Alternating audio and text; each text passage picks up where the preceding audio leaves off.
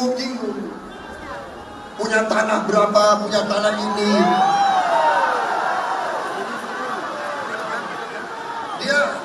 Dia pintar atau goblok sih? Dia pintar atau goblok sih? Dia pintar atau goblok sih? Anda hanya memperlihatkan ketololan Anda.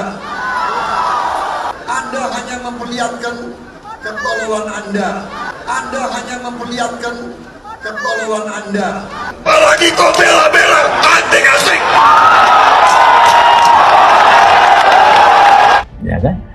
Kalau kawan kita yang satu marah terus. Bagaimana kira-kira negara dipimpin orang yang suka marah gitu kan? Waduh. Bagaimana kira-kira kalau berdebat dengan kepala negara lain bisa ditonjok kepala negara lain? Itu kita kan cari pemimpin membawa bangsa ini ke depan. Kita umpamakan sederhana kayak kita naik bus, kita cari sopir yang menentukan arah kan sopir, yang menentukan keselamatan sopir, yang menentukan cepat turunnya sopir. Kalau pemimpinnya, sopirnya suka marah-marah, gimana? Dia tabrakan mobil kita. Mantan Wakil Presiden RI ke-10 dan 12 Yusuf Kalla mengatakan ada salah satu capres dalam kontestan pemilu 2024 yang suka marah-marah. Hal itu dia sampaikan saat menjadi narasumber di acara Dialog Kebangsaan dan Kewirausahaan yang diselenggarakan Ikatan Saudagar Muslim Indonesia di Hotel Namira, Surabaya, Jawa Timur, Rabu 10 Januari 2024. Kalau negara ini dipimpin oleh presiden yang suka marah-marah, waduh, kata Yusuf Kalla. Hanya saja Yusuf Kalla tak menyebutkan sosok capres yang dimaksud dan suka marah-marah.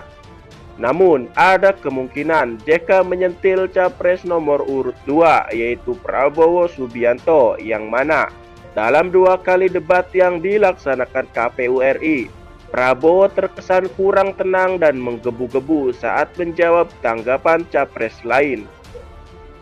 Yusuf Kalla menjelaskan persoalan bangsa Indonesia cukup banyak. Dengan demikian, dibutuhkan pemimpin yang tenang dan tidak mengedepankan emosi. Pemimpin harus punya gagasan, tenang dan tidak emosional. Bagaimana kalau berdebat dengan kepala negara lain, bisa-bisa ditonjok itu kepala negara. Jadi harus hati-hati betul dalam memilih pemimpin, imbuh JK. Ia bahkan mengibaratkan seperti naik bus bagi JK yang menentukan keselamatan penumpang serta cepat tidaknya sampai di tujuan adalah sopir. Bagaimana kalau sopir suka marah-marah, kan bisa tabrakan, ucap JK. Soal pemilu, kita tidak bisa mengklaim Amin ini Islami karena dari semua 6 calon semua Islam. Kedua dari 5, 6 itu 5 kira-kira haji. Saya tidak tahu Gibran sudah haji tidak, tidak pernah disebut. Jadi intinya inti yang harus dikemukakan yang terbaik. Begini, saya tadi bicara agak sederhana aja. Kita kan cari pemimpin membawa bangsa ini ke depan. Kita umpamakan sederhana kayak kita naik bus, kita cari sopir. Yang menentukan arah kan sopir, yang menentukan keselamatan sopir, yang menentukan cepat turunnya sopir. Kalau pemimpinnya, sopirnya suka marah-marah, gimana? Dia tabrakan mobil kita. Ya kan? Kalau dia tidak tahu peta jalan yang ke tempat yang dituju juga, itu tidak tahu soal, dia tidak tahu sedikit perbaiki busnya kalau ada rusak di jalan, kan susah juga. Jadi ada pengetahuan. Ya kalau kita sikatkan Rasulullah ya harus siddiq, harus amanah, harus fatanah, harus tabligh. Yang kalau tabligh siapa yang terbaik? Anies dengan Anies yang terbaik. Kalau yang paling cerdas siapa? Anies. Yang paling amanah? Anies. Dan Amin juga. Paling jujur siapa? Itu aja pegangannya sebenarnya.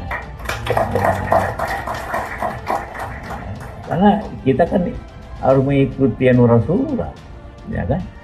Kalau kawan kita yang satu marah terus, bagaimana kira-kira negara dipimpin oleh yang suka marah, gitu kan? Waduh. Bagaimana kira-kira kalau berdebat dengan kepala negara lain, bisa ditonjok kepala negara lain? Itu.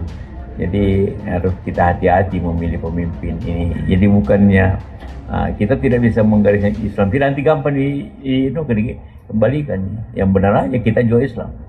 Tapi kalau caranya itu mudah. Memang benar kita tidak mau main begitu aja. Kita lihat kemarin malam aja di debat. Jadi tentu rapatnya dulu saya ingin netral. Netral arti kata punya pilihan sendiri, tetapi melihat keadaan ini ya sudahlah, sekalian aja lah. Begini gimana? Saya netral kenapa? Untuk menjaga kalau ada masalah saya bisa masuk kemana-mana. Saya berteman baik dengan Ibu Mega, teman Ibu Mega pasti hubungan baik dengan saya.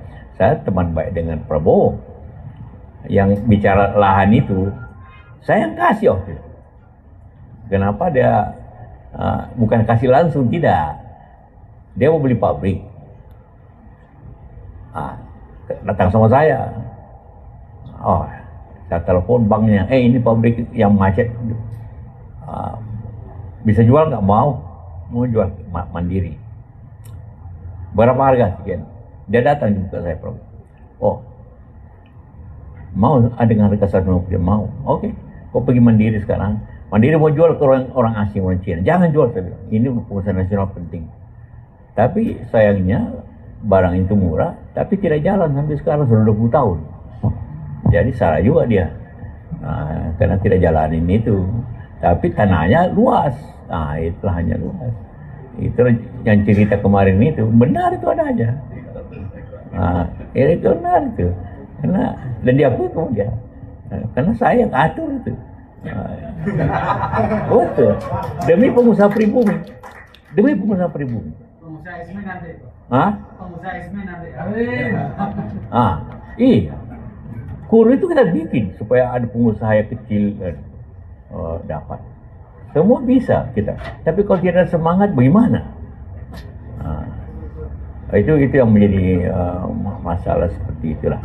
Jadi saya kira yang lainnya ya Cak Imin silakan, kita harap ini masa kalah dengan Gibran kelewatan kan.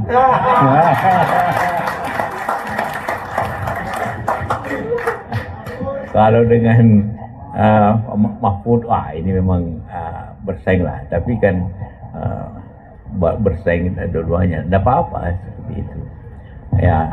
Memang yang diperkirakan 2 putaran. Nah, kalau 2 putaran itu tentu nanti ada koalisi baru lagi, dan koalisi baru yang bisa menang. Ya. Kalau 1 putaran itu harus dapat 85 juta suara, tidak mudah. 85 juta suara. Baik, saya kira itu. Terima kasih Pak.